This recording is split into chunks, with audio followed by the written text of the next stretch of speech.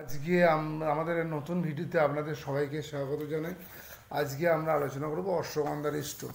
অশ্বগন্ধার stone খুব famous একটি ডাক, যেটি বিভিন্ন আয়ুর্বেদিক ডাক্তাররা তাদের প্রেসক্রিপশনে থাকে। কিন্তু আজকে আমাদের ভিডিওতে মেনলি আমরা অশ্বগন্ধার স্টোন স্পেসিফিক্যালি কোন কোন রোগের জন্যে ফলদায়ী হয় সেটাই আমরা আলোচনা করব। তো আসুন শুরু করা যাক আজকে ভিডিওটা। অশ্বগন্ধার স্টোর প্রথম উল্লেখ পাওয়া যায় ভৈষজ রত্নাবলীর মূর্ছা রোগাধিকারে। এই চ্যাপ্টারে অশ্বগন্ধার স্টোর উল্লেখ পাওয়া যায়। অশ্বগন্ধার স্টোর যে রস বা টেস্ট, সেটা হচ্ছে তিক্ত, কটু, কষা, এই তিন রস এই অশ্বগন্ধার স্টোর মধ্যে থাকে। এবং অশ্বগন্ধার স্টোর বীর্য বা পোটেন্সি হচ্ছে উষ্ণ বীর্য, এবং এর গুণ হচ্ছে কফ এবং বাত, এই দুটোকে ব্যালেন্স করে। অশ্বগন্ধার স্টোর উপকরণ, আপনারা নাম শুনেই বুঝতে পারেন যে অশ্বগন্ধার স্টোর মেন উপকরণ অশ্বগন্ধা। অশ্বগন্ধা ছাড়াও এর মধ্যে মুসলি থাকে, হরিদ্রা থাকে, হরিতকি থাকে, চন্দন থাকে, চিত্রক থাকে এবং ত্রিকটু থাকে। আর অশ্বগন্ধার স্টোর ইন্ডিকেশন হচ্ছে অশ্বগন্ধার স্টোর কফানুবন্ধ রোগের জন্য ইউজ করা হয়, মানে যেখানে কফ যুক্ত রোগ সেখানেই অশ্বগন্ধার স্টোর খুব ভালো কাজ করে।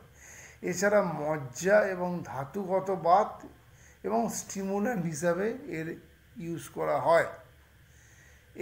এগুলো মেনলি টেকনিক্যাল টার্ম বললাম। এবার আসুন আলোচনা করি যে কিভাবে কোন কোন রোগের জন্য এটা ইউজ করা হয় মডার্ন সায়েন্স অনুযায়ী। অশ্বগন্ধার স্টোর দু রকম রোগে ইউজ করা হয়। এটা যেমন কিছু সাইকোলজিক্যাল প্রবলেমে বা মেন্টাল প্রবলেমে যেমন ইউজ করা যায়, ফিজিক্যাল প্রবলেমেও ইউজ করা যায়। আসুন কি কি শারীরিক রোগের জন্য এটা আলোচনা করি আমরা। মেনলি যেমন ভার্টিব্রোব্যাসিলারি ইনসাফিসিয়েন্সি যেখানে থাকে, মানে যেখানে আমাদের পোস্টেরিয়র ব্রেনে ব্লাড সার্কুলেশন ভার্টিব্রোব্যাসিলারি আর্টারি দিয়ে হয়, সেখানে যদি ব্লাড সার্কুলেশন কম হয়, সেই রোগে কিন্তু অশ্বগন্ধার স্টোর ভালো কাজ করে।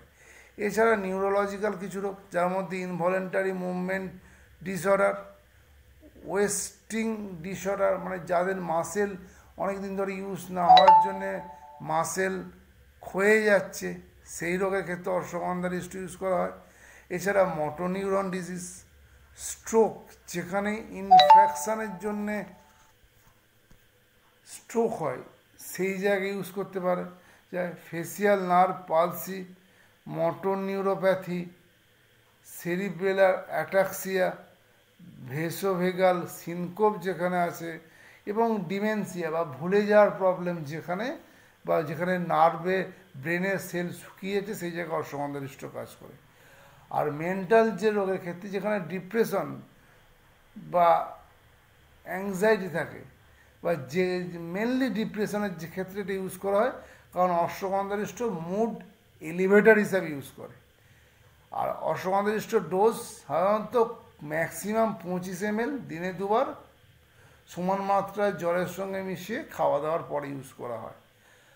আশা করি ভিডিওটা আপনাদের ক্ষেত্রে ইনফরমেটিভ হবে। ভিডিওটা যদি ভালো লাগে আপনাদের অনুরোধ করব লাইক এবং শেয়ার করতে, এবং আমার এই চ্যানেলটিকে সাবস্ক্রাইব করে রাখতে, যাতে ভবিষ্যতে আপনারা এরকম ভিডিও সবার আগে পেতে পারেন। নমস্কার।